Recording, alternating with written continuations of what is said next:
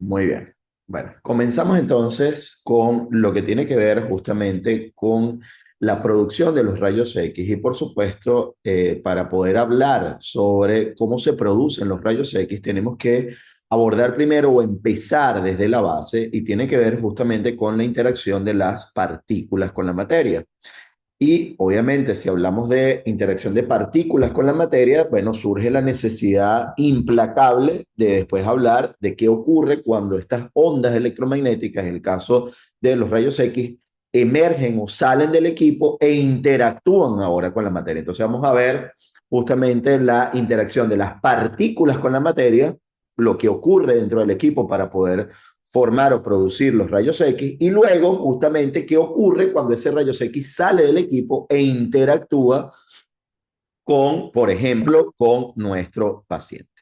Dicho esto, en esta interacción de la radiación con la materia, bueno, tenemos que arrancar clasificando la radiación. Sí, y esta clasificación de la radiación es súper conocida para todos y cada uno de nosotros porque tiene que ver precisamente con, digamos, con cómo nosotros analizamos o podemos observar la energía. ¿Sí? Cuando nosotros hablamos sobre radiaciones, la radiación no es más que energía que viaja a través del espacio en forma de ondas electromagnéticas o en forma de partículas aceleradas. Es por ello que nosotros clasificamos la radiación en forma de, o dependiendo de su naturaleza, en radiación de tipo ondulatoria, solamente tienen energía, no tienen ni masa ni carga, y radiación de tipo corpuscular, que tiene masa, carga y energía. Por otro lado, tenemos la segunda clasificación de la radiación según su efecto biológico, y esto corresponde a la radiación de tipo ionizante y a la radiación de tipo no ionizante. ¿A qué se refiere esto? Muy sencillo. La ionizante es aquella que tiene suficiente energía capaz de arrancar un electrón del átomo, es decir, de producir una ionización en el átomo. ¿Cómo se produce esta ionización? Bueno, muy fácil. Yo sencillamente lo que genero, lo que produzco, es que cuando interactúa la radiación con, a poner aquí, eh, luz.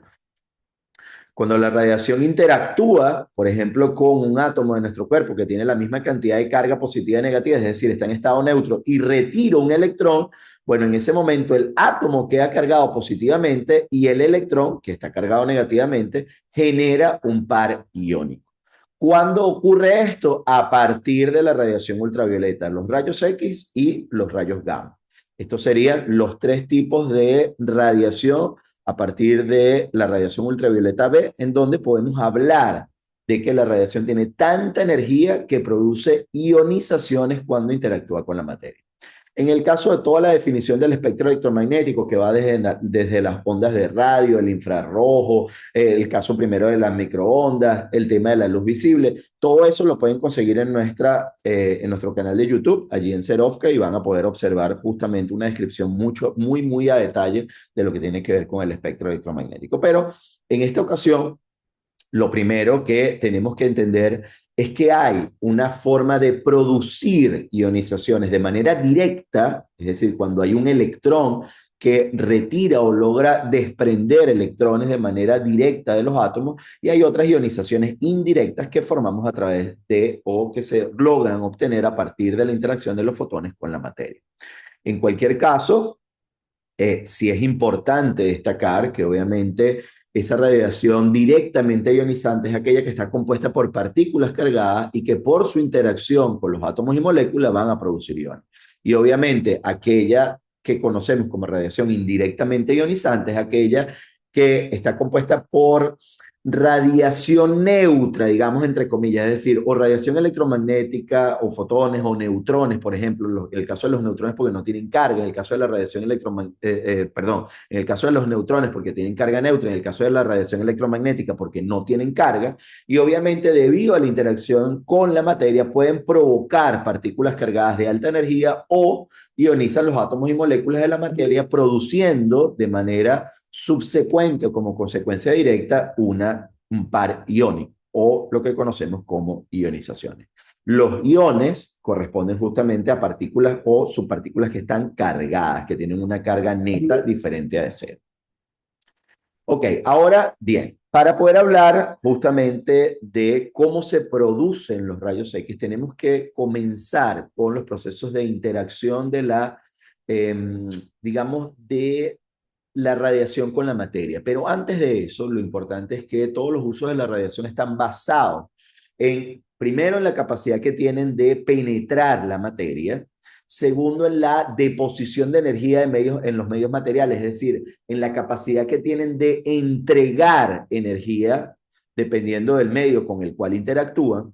Y obviamente eso nos va a dar, justamente dependiendo del material con el cual están interactuando, vamos a tener diferentes poderes de penetración y adicionalmente el material va a tener un poder de frenado de una determinada partícula.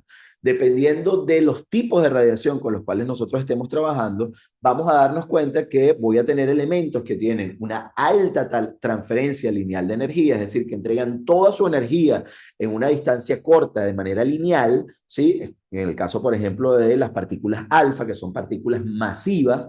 Y por otro lado, tenemos, por ejemplo, el caso de las partículas beta, que son los electrones, por ejemplo, las partículas beta menos, que tienen una baja transferencia lineal de energía, es decir, que transfieren su energía muy poquito a poco en esas pequeñas interacciones que pueden tener con los diferentes electrones de los átomos que constituyen el material blanco. Entonces, de esa manera, yo entrego un poquito aquí, me desvío, entrego otro poquito allá, me desvío y así voy. Entonces, tengo un alto poder de penetración, pero una baja transferencia lineal de energía. Para comprender todos los procesos relacionados con el uso de la radiación, ¿sí? Es fundamental conocer cómo va a interactuar la radiación con la materia. Y obviamente eso tiene un impacto profundo en lo que tiene que ver con la protección radiológica, por supuesto con la imagenología diagnóstica, con la medicina nuclear, con la radioterapia y por supuesto con los mecanismos de detección que nosotros podamos utilizar para evaluar o para comprender qué es lo que está ocurriendo allí en esa interacción de la radiación con la materia. De esta manera, fíjense ustedes que la radiación interactúa con la materia en términos de sus constituyentes básicos. Es decir, y esto es lo primero que yo quiero que tengamos muy en cuenta. A veces vemos desde el punto de vista macroscópico, o estamos acostumbrados a ver desde el punto de vista macroscópico. Ah, bueno, sí, si la radiación llega e interactúa con el paciente, así yo puedo llegar y tener un determinado efecto. Sí, sí, eso evidentemente, claro que es verdad. Pero ahora bien, lo importante es comprender que cuando nosotros hablamos de la interacción de la radiación con la materia, está presente qué es lo que ocurre a este nivel. Es decir, lo primero que debemos entender o tener en consideración, obviamente, es el hecho eh, de que la materia está constituida tal y como conocemos el átomo por un núcleo. Dentro de este núcleo tenemos protones y neutrones, ¿sí? Y girando alrededor tenemos una cantidad de electrones. En la física cuántica, obviamente conocemos nuestro modelo estándar, ese modelo de Bohr que nos funciona bastante bien con el tema de las capas. Luego viene Schrödinger y incorpora dentro de la mecánica cuántica todo lo que tiene que ver con los principios y obviamente Heisenberg también apoya el tema del principio de incertidumbre, es decir, que hay un movimiento perenne, una nube perenne de electrones que, que pueden estar en diferentes posiciones en diferentes instantes de tiempo, a diferentes velocidades y que yo no puedo conocer la posición y la velocidad de un electrón en un mismo instante de tiempo. Sin embargo, no voy a entrar en esos detalles de la mecánica cuántica porque si no, esta clase se nos convertiría en una cosa bien, pero bien complicada, pero lo que sí quiero que tengamos en bastante consideración es justamente qué es lo que da lugar, y por eso me quiero quedar con ese modelo clásico que conocemos, ese modelo tal cual de un átomo constituido por protones y neutrones en su interior y girando alrededor electrones, ¿sí? En diferentes capas, porque nos va a permitir con esta visualización del electrón, del átomo en general, nos va a permitir poder establecer o analizar de manera perfecta lo que necesitamos comprender en términos de la radiación para nuestro caso. Entonces, ¿qué pasa? Fíjense bien, vamos a compartir aquí. Fíjense qué ocurre. En el caso de las interacciones de las partículas con la materia, es decir, lo que ocurre dentro del equipo. Tengo diferentes tipos de colisiones. yo obtengo un tipo de colisiones que denominamos mecánicas e interacciones de tipo columbiana. Los procesos que contribuyen a la pérdida de energía de una partícula cargada, ¿sí?, en su interacción con medios materiales pueden ser de diferentes tipos de colisiones, de diferentes formas en cómo interactúa un electrón, por ejemplo, con la materia. En el caso de las colisiones elásticas o de los choques elásticos, en ese tipo de colisiones se conserva tanto la energía cinética como la cantidad de movimiento. Y en estos casos es importante destacar que la partícula se desvía de su trayectoria, pero habiendo entregado parte de su energía en forma de energía cinética. Entonces, en el caso de las colisiones elásticas, no se produce en el medio ningún tipo de alteración atómica o nuclear. Este es un punto importante. Luego tenemos el caso de las colisiones inelásticas. En este caso, se conserva la cantidad de movimiento, pero no así la energía cinética. ¿Qué quiere decir esto? Quiere decir que la partícula, al sufrir un tipo de colisión de esta característica, el caso de la inelástica, va a ocurrir que modifica la estructura electrónica, produciendo excitación, ionización o disociación del átomo o de los elementos que constituyen ese átomo. En el caso de las colisiones inelásticas, vamos a tener el proceso de ionización, por ejemplo, y el proceso de excitación. Más allá de lo teórico, lo vamos a ver un poco más gráficamente. A mí me gusta verlo más gráficamente. ¿Qué ocurre en el proceso de ionización? En el caso del proceso de ionización, ¿qué tenemos? Vamos a verlo, a ver si lo tenemos aquí. No, ¿qué ocurre? Qué pasa en el momento en el cual ocurre el proceso de ionización? Bueno, lo que ocurre es que sencillamente llega una partícula incidente, en este caso un electrón. Este electrón viene con una energía, ¿sí? Interactúa con un electrón del átomo, liberándolo de este átomo. Es decir, entrega tanta energía que ahora ese electrón tiene tanta energía que ya no puede permanecer en el átomo y por lo tanto emerge un electrón del átomo y por supuesto este electrón incidente que entregó parte de su energía ahora continúa en otra trayectoria. Este electrón incidente, lo voy a llamar electrón incidente prima, porque tiene una energía que es menor a la energía inicial, evidentemente, ¿no? Es decir, yo venía con una energía, le entregué parte de la energía, desvié, saqué, retiré un electrón. Digamos, el caso más claro sería como que si fuese, como si estuviésemos jugando pool y yo muevo uno de los electrones de allí y obviamente ahora ese electrón, al perder energía en esa interacción, va a tener una menor energía para interactuar con otros elementos, con otros átomos. Luego tenemos el proceso de excitación. ¿Qué ocurre en el proceso de excitación? En este caso, en este proceso, ¿qué va a pasar? Yo tengo ahora un electrón incidente, pero ¿qué pasa con este electrón incidente? Él va a entregar energía a nivel de los electrones que conforman parte, por ejemplo, en una capa intermedia, ¿sí? Le entrego energía a este electroncito, por lo tanto, este electrón incidente, nuevamente, una vez que entrega energía, se desvía y tiene va a ser un electrón incidente prima, y cuya energía va a ser menor que la energía con la cual vino. Ahora, cuando yo le entrego energía a este electrón de una capa intermedia, ¿qué ocurre? Los electrones están ubicados en capas dependiendo de la energía que tienen. Y por consiguiente, al yo entregarle mayor cantidad de energía, ese electrón ya no puede permanecer en esta capa. Él busca de subir de nivel y luego de que sube de nivel, como está inestable el átomo, tiene que volverse a ocupar el hueco que dejó. ¿Qué ocurre? Este electrón baja otra vez a su posición inicial para mantener el equilibrio, porque recuerden que hay un principio en la naturaleza y es que todo en la naturaleza tiende al equilibrio, y para bajar a su posición de equilibrio emite un rayos X. Este rayos X es conocido como rayos X característico. Mucha atención con esto porque ya aquí estamos hablando de la primera forma en cómo producimos los rayos X. Esto es lo que, a partir de la excitación, es lo que conocemos como la producción del rayos X característico. Y es característico porque depende de las características del material con el cual yo estoy interactuando. Es decir, no es lo mismo a que yo tenga 2 capas, a que yo tenga 89 o a que yo tenga 100 y pico. Evidentemente, si yo tengo un salto de nivel de una órbita 2 a una órbita 7, evidentemente el rayos X que emergerá con mayor energía, porque tengo que hacer un brinco mayor, ¿sí? Entonces, eso es que es bastante intuitivo, nos sirve a nosotros para poder entender o analizar este tipo de procesos.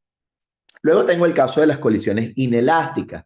Dentro de esas condiciones inelásticas que ya hemos abordado, la tercera de las opciones es la disociación, es decir, cuando la energía cedida a una molécula por una partícula alcanza un cierto valor crítico que puede producirse en un proceso de ruptura o de disociación, o lo que conocemos como, por ejemplo, el caso de la radiólisis del agua, que en el caso de la ionización de la molécula de agua, al producir la ruptura o esa disociación de la molécula, genero finalmente iones hidróxilos que al conseguir un hidróxilo con otro hidróxilo puedo producir H2O2 o también conocido como peróxido de hidrógeno. Este es precisamente una de las mayores afectaciones que podemos tener en el momento en el cual la radiación interactúa con la molécula de agua en nuestro cuerpo, porque al producir peróxido de hidrógeno dentro de la célula o en el ambiente intercelular, evidentemente voy a afectar la permeabilidad celular y con ello la existencia de la célula. En el caso de la colisión radiactiva, ¿sí? La partícula cargada se frena o se desvía debido a la interacción con el átomo del medio. Es decir, aquí en este momento es un tema bien complejo desde el punto de vista, para nosotros, digamos, imaginarnos una condición de este estilo. ¿Por qué? Bueno, porque sencillamente este tipo de colisiones, lo que hay es una colisión en donde hay una interacción de la partícula con el campo eléctrico del núcleo. Y es justamente en el momento en el cual yo logro tener una energía tal de que puedo interactuar con el campo eléctrico del núcleo, produzco una desviación de esa partícula y producto de esa desviación o producto de la interacción con ese campo eléctrico del núcleo se produce un rayos X, que es conocido como rayos X de frenado. También viene justamente del alemán Bremsstrahlung, por eso lo van a conseguir en la literatura como Bremsstrahlung o radiación de tipo de frenado. Muy bien. De esta manera, entonces, ¿qué tenemos? Tenemos, por un lado, puedo provocar o producir los rayos X, bien sea de forma de rayos X característicos debido a la excitación de los átomos, es decir, un electrón incidente interactúa con electrones de capas intermedias de un átomo, ellos suben de nivel y cuando bajan a su posición inicial para mantener el equilibrio del átomo, emiten un rayos X característico. Por esta razón, el espectro del rayos X característico es un espectro de tipo discreto, es decir, yo tengo unas energías particulares, ¿sí? A partir de las cuales yo puedo ver, por ejemplo, aquí yo puedo ver fotones, ¿sí? Y este sería el número de fotones. Este sería el eje Y y el eje X de energía. Yo puedo tener una energía, por ejemplo, en los 30, puedo tener una energía en los 28, pero no tengo fotones de 29. O tengo, por ejemplo, aquí en 15, entonces no tengo para nada ningún tipo de fotón en toda esta brecha. Solamente tengo fotones que tienen que ver justamente con los saltos de órbita que voy a encontrar justamente allí en esa interacción o en ese proceso de excitación. Ahora bien, así como puedo entonces producir los rayos X a partir del proceso de excitación, puedo también provocar justamente los rayos X a partir de la interacción con el campo eléctrico del núcleo. ¿Qué ocurre? Si yo tengo mi núcleo atómico, ¿sí? Tengo el montón de electroncitos girando alrededor, yo, obviamente, un electrón incidente para que pueda interactuar con el campo eléctrico del núcleo va a requerir de mayor energía, porque, bueno, tiene que atravesar todas esas alcabalas, ¿sí? Todas esas capas de electrones para poder llegar a interactuar con el campo eléctrico del núcleo. Y fíjense que él se va a poder desviar en múltiples opciones, va a poderse desviar en diferentes alternativas.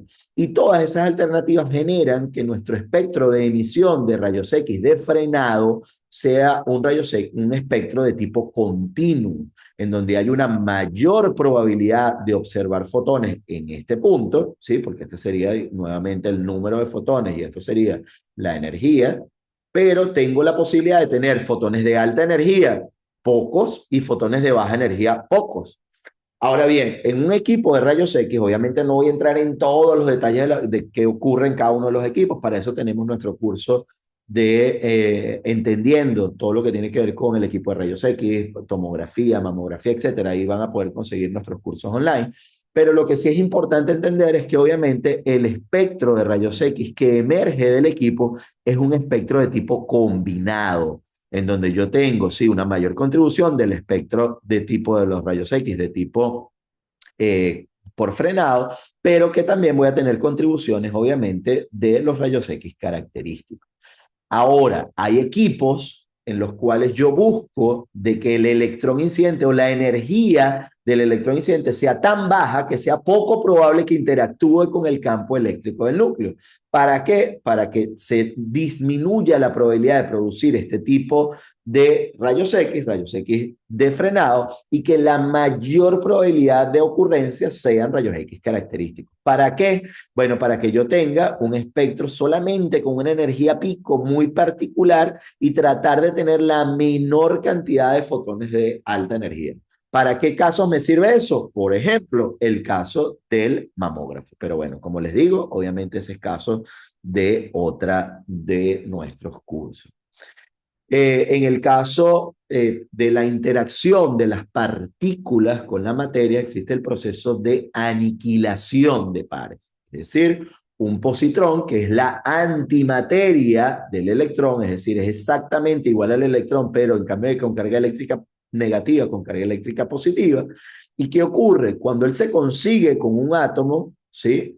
Y se consigue justamente con los electrones o con un electrón de este átomo, sobre todo en las últimas capas, al conseguirse, ahora sí, un electrón, carga eléctrica negativa, y un positrón, carga eléctrica positiva, con la misma masa y la misma cantidad de carga, pero con símbolos contrarios, se aniquilan literalmente, es decir, desaparecen las masas y solamente se provocan o se producen dos fotones de 511 kiloelectronvoltios. Esta es una de las maravillas, es una de las áreas que a mí más me encanta porque es precisamente el principio de funcionamiento de los equipos PET o de la tomografía por emisión de positrones. En el caso de los estudios PET o de los equipos PET, el equipo solamente registra esta detección, ¿sí? El PET es un anillo de detectores que lo que va a hacer es detectar que un fotón que llegó en esta posición tiene que venir contrario 180 grados con respecto a otro fotón que está saliendo o emergiendo de este proceso de aniquilación. Entonces, por eso hablamos de que los estudios de medicina nuclear, por ejemplo, en el caso del PET, son estudios de emisión, es decir, porque es el paciente quien emite la radiación, se provoca este proceso de aniquilación y se registra en el equipo PET. El equipo PET viene siempre integrado con un CT, por eso es que lo llaman PET-CT. El CT nos da la imagen de transmisión. Es una imagen, recuerden que el CT es el tomógrafo.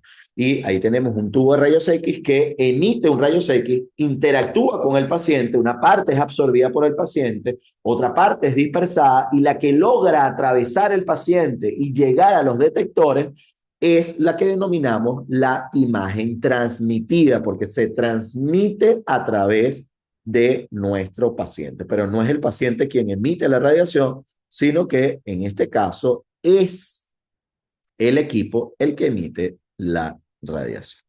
¿Sí?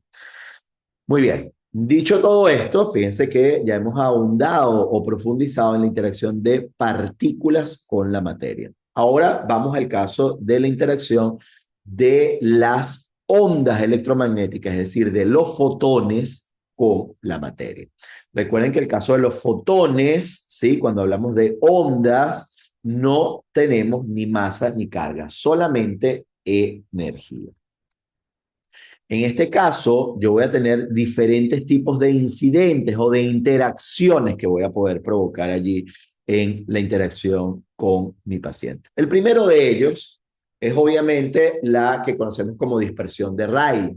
Y esto tiene que ver con que no se produce una ionización ni pérdida de energía, pero tiene lugar a muy bajas energías, aumentando la probabilidad de ocurrencia al disminuir la energía. Y con ello, el fotón es dispersado o reemitido en un rango de direcciones próximas al fotón incidente.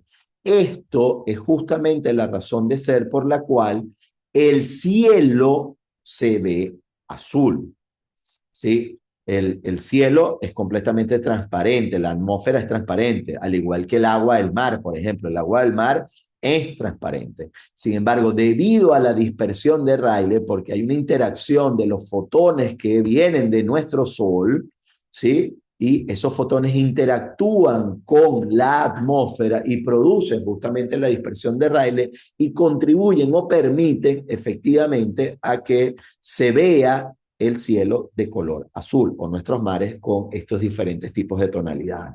Y eso va a depender de las diferentes profundidades, etcétera. Hay una cantidad de factores que entran allí en juego, pero los invito a que lo vean en nuestro canal de YouTube, en nuestras redes sociales. Van a poder ver muchísimo más de este contenido particular.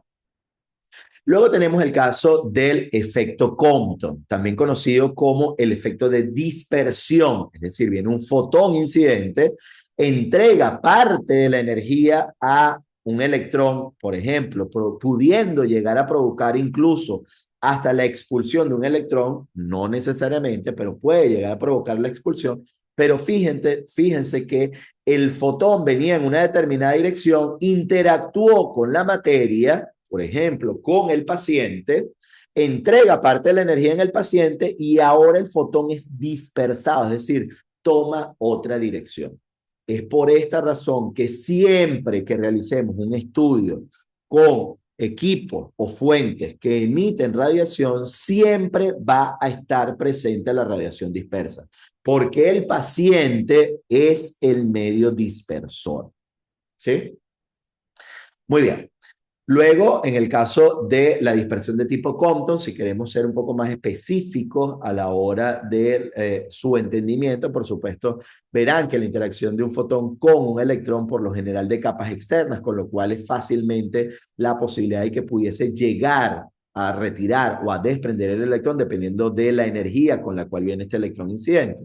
Sí, y hay, por supuesto, una serie de características que tienen que ver con los ángulos de deflexión en términos de ese fotón incidente y por supuesto de la energía con la cual viene y evidentemente el fotón que ahora será el fotón dispersado. ¿Sí? Es importante recordar que por supuesto este electrón que yo logro desprender, por ejemplo, en el paciente, evidentemente va ahora a interactuar con otros átomos o con otros electrones en el paciente. Por lo tanto, tengo como resultado la posibilidad de ionización o de generar daños en el paciente. Entonces, en el caso de la probabilidad de que se produzca una interacción Compton, va a disminuir cuando la energía de los fotones aumenta, ¿sí? Y aumenta al aumentar la densidad electrónica del medio. ¿Qué significa esto y por qué esto es importante? Bueno, es importante por varias consideraciones. Desde el punto de vista de radioterapia, por ejemplo, a nosotros nos interesa justamente que podamos aumentar la cantidad de ionizaciones que pueda provocar y pueda generar o producir un daño a nivel de la lesión tumoral.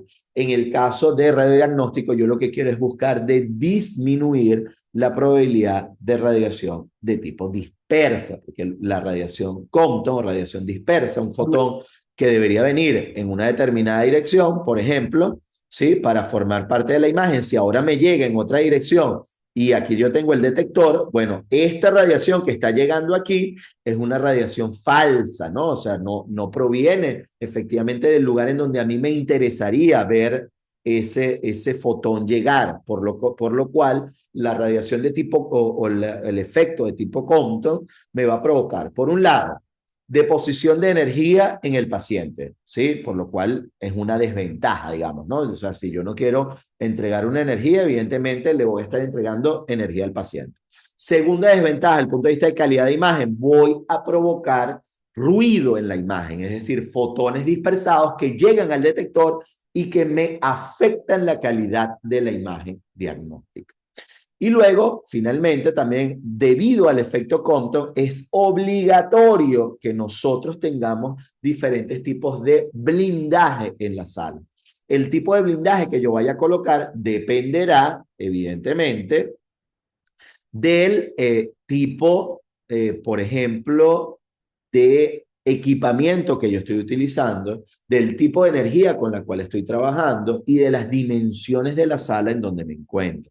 Es decir, quitémonos de la mente que la única forma de blindar una sala es con plomo. Es decir, yo la puedo blindar con distancia, con agua, con madera, con acero. El problema es que el plomo, o la ventaja es que el plomo, con pequeñas cantidades de milímetros de plomo, yo puedo garantizar una alta probabilidad de interacción con ese tipo de material y de esa manera disminuir o atenuar la cantidad de radiación que traspasa o que atraviesa una determinada pared y por consiguiente disminuir la interacción con los trabajadores o con los miembros del público.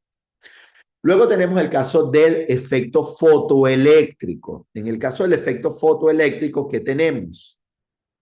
Vamos a verlo aquí, esta animación que les hemos preparado. En el caso del efecto fotoeléctrico, el fotón incidente es absorbido por completo. No hay un fotón dispersado. Es decir, toda la energía del fotón incidente se pasa a la energía del electrón y por consiguiente si logro desprenderlo por energía de ligadura, voy a provocar entonces ahora lo que conocemos como un fotón electrón, pero realmente es un electrón que yo logro eliminar o arrancar del átomo. Entonces, ¿qué tengo en el caso fotoeléctrico? Tengo un fotón incidente, entrega toda su energía, libero un electrón y ahora ese electrón corresponde a energía que estoy dejando, por ejemplo, en el paciente. Entonces, el efecto fotoeléctrico me garantiza, por un lado, la entrega de energía o la deposición de energía en el medio con el cual estoy interactuando.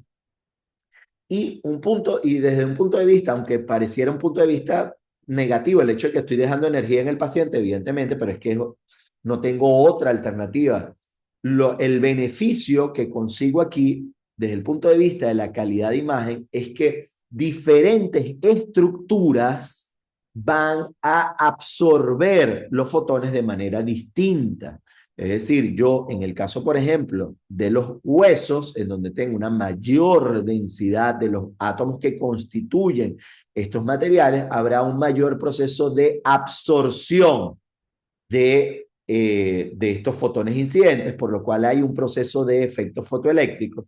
Así que el efecto fotoeléctrico me garantiza a mí o me permite a mí tener una mejor calidad de la imagen. ¿Por qué? Porque me permite a mí poder distinguir estructuras con densidades diferentes. Entonces, el efecto fotoeléctrico, si bien es cierto, al igual que en el efecto Compton tengo una deposición de energía, aquí el efecto fotoeléctrico sí me permite o me brinda la posibilidad de tener una ventaja desde el punto de vista de calidad de imagen, y es que me permite a mí poder distinguir estructuras, porque bueno, un fotón, por ejemplo, que atraviesa acá, que llega aquí entre los dedos, por ejemplo, en una rayos X de mano, evidentemente no lo atenúa nada, probablemente alguna moleculita de agua, en el aire, pero bueno, evidentemente llegan la mayor cantidad de fotones aquí. O sea, aquí en este hueco llegan un montón. Aquí llegarán 10.000. Ahora, acá, por ejemplo, en donde yo tengo un poco de músculo, tejido blando, etcétera, bueno, ya no llegarán 10.000, aquí llegarán 1.000. Pero en el caso del hueso solamente llegan 10. Entonces, fíjense ustedes que la diferencia en términos de la cantidad de fotones que llegan al detector para formar la imagen me va a permitir a mí tener la escala de grises tal y como la conocemos. Entonces, con todo esto que les quiero yo decir de manera muy resumida en esta superclase Flash sobre la interacción de las partículas y de las ondas con la materia. Primero, la importancia, obviamente, de comprender el porqué de las cosas. Uno de mis llamados de atención siempre a mis estudiantes, sean médicos, físicos, técnicos, enfermeras, es que nosotros debemos entender cómo funciona el equipo con el cual estamos trabajando para que luego pueda efectivamente protegerme de manera adecuada, pueda trabajar de manera adecuada y que no nos convirtamos en el caso de técnicos o de licenciados en imagen en tocabotones, ¿no? Ah, bueno, no, yo ya sé reconstruir, sé hacer una imagen espectacular, pero yo no interpreto o no entiendo qué ocurre cuando veo algo más oscuro o más claro, o qué pasa en el caso de la escala de grises, o qué ocurre cuando yo le doy al botoncito para tener una ventana pulmonar o una ventana ósea. Necesitamos entender el porqué de las cosas, pero igual ocurre con nuestros médicos. Y lo mismo pasa, por ejemplo, con un médico radioterapeuta que debe entender e interpretar, no solamente desde el punto de vista clínico, sino desde el punto de vista físico, qué es lo que ocurre con la imagen, para que cuando vea una distorsión o algo que no es dentro, no está dentro de un patrón normal, pueda yo vincularlo con efectivamente una afectación desde el punto de vista físico. Entonces, de esta manera, obviamente, como les comentaba, la importancia de entender que hay interacciones de partículas con la materia, por ejemplo, el caso de la ionización, en donde un electrón incidente interactúa con electrones del átomo, libera electrones, con lo cual allí no hay producción de rayos X, hay solamente entrega de energía. Luego tengo la posibilidad de tener ahora un electrón incidente con mayor energía, con lo cual va a poder interactuar con capas más internas del átomo, de electrones del átomo, y de esa manera los va a subir de nivel y cuando bajan a su posición de equilibrio emiten un rayos X característico. Y si todavía le meto más energía a ese fotón incidente y ya no logra interactuar con la parte externa o con las capas intermedias, sino que logra interactuar con el campo eléctrico del núcleo, en esa interacción se va a desviar y producto de la interacción del electrón con el campo eléctrico del núcleo, voy a producir rayos X de frenado. Así que la producción de rayos X está en forma de excitación cuando interactúo un electrón incidente con capas intermedias de los electrones del átomo, genero esa subida a capas más altas y luego vuelven a bajar y emiten un rayos X, o cuando un electrón incidente de mayor energía interactúa con el campo eléctrico del núcleo y en esa interacción produzco lo que conocemos como rayos X de frenado.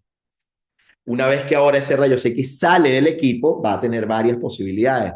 Una, por ejemplo, es que sea absorbido, supongamos que interactúa conmigo como paciente, se absorbe completamente, es decir, entrego toda la energía en el paciente, con lo cual hay una entrega de energía en el paciente, no logra atravesar al mismo, con lo cual esa energía queda allí, produce un daño en el paciente, ¿sí? Luego tengo que es lo que es justamente esa diferencia en que yo pueda ser absorbido completamente a través del efecto fotoeléctrico o que pueda entregar parte de la energía y llegar a la transmisión justamente a nivel de los detectores, es lo que me permite a mí distinguir, generar el contraste en la imagen radiográfica.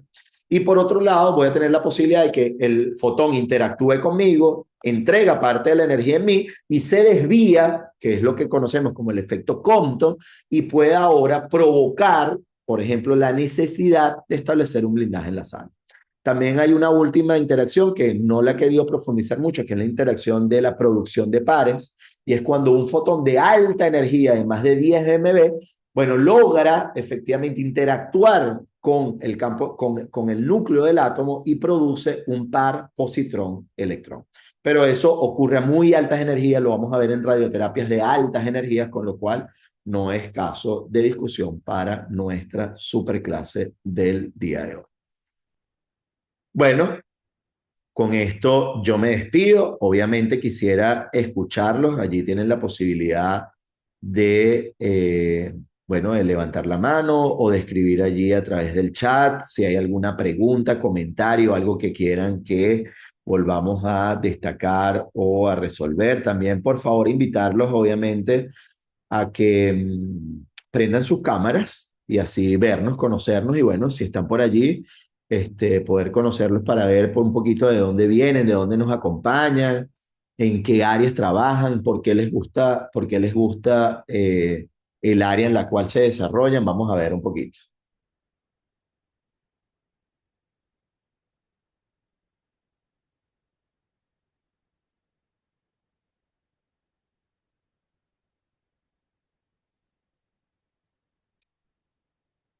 Ajá, por allí está Francis Castro. Yo voy Buenas tardes, Omar. ¿Cómo estás? ¿Qué más, Francis? ¿Todo bien? ¿Y tú? Tu amigo Francis Castro de este lado. Creo que está de más presentarme para ti, ¿verdad? Pero Claro que sí. Francis es un gran para amigo los que además demás, tienen un podcast súper buenísimo, sí, que se llama Ondas Radiactivas. Los invito obviamente a que nos acompañen allí. Tuvimos la oportunidad allí en República Dominicana también yo de formar parte allí de ese podcast, así que de verdad súper encantado. claro que sí, claro que sí. Esperemos el apoyo de todos. Ahí tuvimos una entrevista genial con Omar, como siempre. Y de verdad que agradecido de permitirme escucharte hoy. Tú sabes que desde República Dominicana siempre te damos el apoyo. Mi nombre es Francis Castro. Soy técnico radiólogo, licenciado en imagenología, como se dice aquí. Y trabajamos en la parte de rayos X y hemodinamia. Así que estamos a las órdenes de todos. Nos pueden seguir en las redes sociales como Academia Radiológica y Onda Radioactiva. Siempre estamos por ahí subiendo contenido. Así es, así es. Bueno, muy fuerte abrazo, Francis. Además tenemos una reunión pendiente porque tenemos allí cosas súper importantes para República Dominicana. Claro que sí, esa reunión sigue pendiente. Un Así es. abrazo a todos. Un abrazo, cuídense mucho. Vamos allí, por allí, doctor José Daniel González, desde Maturín. Bueno, qué bueno, qué bueno. Bienvenidos, gracias por acompañarnos. Vamos a ver, allí ya pueden activar micrófono los que no tengan pena. No los escucho. Por ahí veo a José Daniel escribiendo, pero no los escucho.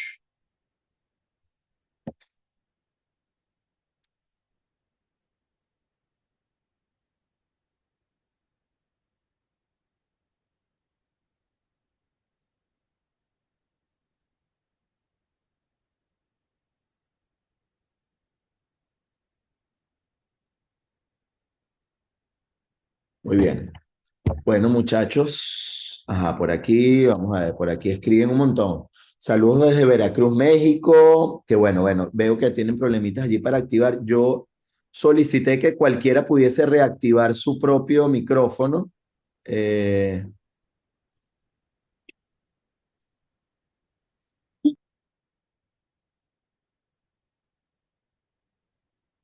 pero bueno, vamos a ver si los puedo yo activar aquí manualmente y así cualquier cosa el que quiera conversar. Por aquí, Edwin Flores, buena exposición. Saludos desde Perú, saludos cordiales. Joel también que siempre está por allí pendiente. José Daniel González, primera vez que sintoniza. Ay, qué bueno. Encantada, Saibet. Qué bueno, qué bueno. Esa es la idea, obviamente, que les sirva a todos y cada uno de ustedes justamente este tipo de clases o de conferencias. Y Jacqueline desde Ecuador. Qué bueno, Jacqueline. Sí, habíamos tenido tiempo ahorita que no transmitíamos. Lo que pasa es que estamos preparando demasiadas secciones, demasiadas áreas. Estamos ahorita en un montón de cosas súper interesantes para este 2025. Así que espero que de verdad lo disfruten muchísimo porque, bueno, nos ha costado bastante, bastante tiempo y esfuerzo. Así que, bueno, ya ahorita venimos con un montón de secciones, un montón de cosas que van a tener ahí en nuestro canal de YouTube y en las redes sociales. Saludos de Perú, desde Colombia, desde Bogotá. De verdad que a mí súper encantado de poderlos acompañar. Por aquí Joel que trabaja en medicina nuclear, sí. Por aquí Faris desde Mérida. Mira, tenemos pendiente una visita a Mérida. Queremos dar uno de nuestros cursos de protección radiológica allá. Así que bueno, muy pero muy pendientes porque entre finales de enero, principios de febrero, vamos a estar allí planificando eso. Así que muy atentos. Espero verte por allá. Por acá, licenciado en radiología desde Maturín. Bueno, esa es la idea. La utilidad, bueno, de verdad, súper encantados, por supuesto, de que les haya servido. Por aquí Lourdes desde Argentina, que bueno, tenemos un poquito representación de toda América Latina, Perú, República Dominicana, Colombia, Ecuador, Venezuela, también por aquí tengo Brasil, México, evidentemente. De verdad que súper encantado, por supuesto, de que ustedes nos puedan acompañar siempre. Para mí, un placer y un honor. Más bien, lo que quiero es, si quieren que veamos alguna clase, la vamos a preparar para enero, pero si quieren alguna clase particular de algún tema particular, los invito a que, bueno, ustedes fueron uno de los poquitos que tuvieron la oportunidad de estar acá en esta clase. La intención de esta clase es que, bueno, sea justamente así, ¿no? Una cosa muy chiquitica, pero que nos permita aclarar dudas, desarrollar contenido. Así que obviamente si tienen algún contenido adicional lo pueden hacer o por acá o a través del correo electrónico donde les hicimos llegar la invitación, donde les llegó el link para que se pudieran conectar, o a través de nuestras redes sociales, a través del correo siempre de serofca@gmail.com. También siempre pueden escribirnos allí. Así que bueno, espero de verdad que les haya gustado por aquí. Curso de protección radiológica en Monagas, también tenemos pendiente ese, sí señor. Y también tenemos por allí Barquisimeto. Saludos desde Caracas, Omaira.